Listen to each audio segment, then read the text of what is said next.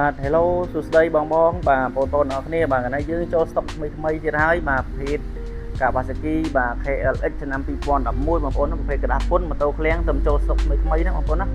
បាទกระดาษពុន2025ណាប្រភេទម៉ូតូស្អាតណាបងប្អូននេះកុងទ័រអីសំណុំគ្រឿងស៊ីនអស់បាទមើលម៉ាស៊ីនដឹងបងប្អូនខ្ចៅខ្ចងវានៅខ្ចីមកម៉ាស៊ីនទេអីស្នាមតិចតិចមកបាញ់ទេទុកសំណុំស៊ីនអញ្ចឹងណាបាទម៉ាស៊ីនអីគឺញើងហ្មងបាទដៃជើងស្អាតណាបងអានេះបងដែលចូលចិត្តលក្ខណៈគេហៅថាគាត់ចង់ជិះលក្ខណៈទឹកខេត្តបាទទឹកខេត្ត adventure ទឹកខេត្តទៅអីបាទចូលទៅការចូលព្រៃបាទដូការីប្រាវហីអីបាទនេះគឺទួលស្គាល់វាថាអេមបាទពួក KLX នេះ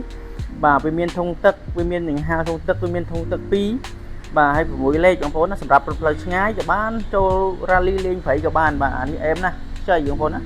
បាទស៊ីម៉ាំងខ្ចីអញ្ចឹងទេបាទអេមបងបាទខ្នងខ្មៅស្រៀនបងប្អូនណាខ្នងស្រៀនបាទស្អាតណាបាទនេះលេងឲ្យមកស្អាតពីជប៉ុនមកក៏ទុយក្រួយក៏លេងស្រៀនដែរនេះក៏ទុយស្រៀនវាហ្នឹងបងប្អូនណាបាទ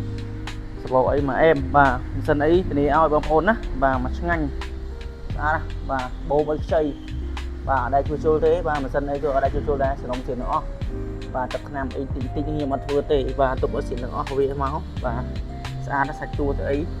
បាទកៅអៅខៀវល្មិតត្រួយចេកបៃតងបាទហើយបាទពាក់ដៃមកសេតាបាទដៃសេតាស្រៀនណាបងប្អូនណាមិនដៃចិនទេបាទប្រើសេតាបាទវាស្នាមតិចតិចមកពីជប៉ុនជាងមកជាខ្ចីអញ្ចឹងទេបាទកាត់ប៊ូអីស្អាតណាបាទដៃជើងមកអេមបាទមើលស្អាតណាហើយអានេះជាផលិតផលរបស់ជប៉ុនបងប្អូនណាបាទហើយជាមួយធុងសាំងវាបាទខ្ចីញញឃើញបងប្អូនបាទធានាឲ្យណាគុណភាពបាទដូរនេះស្អាតមែនតើបងប្អូនយកទៅជីមួយដល់មួយបាទចាំមើលអេមហើយ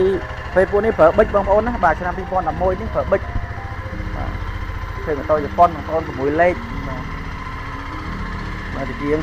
អេមបាទ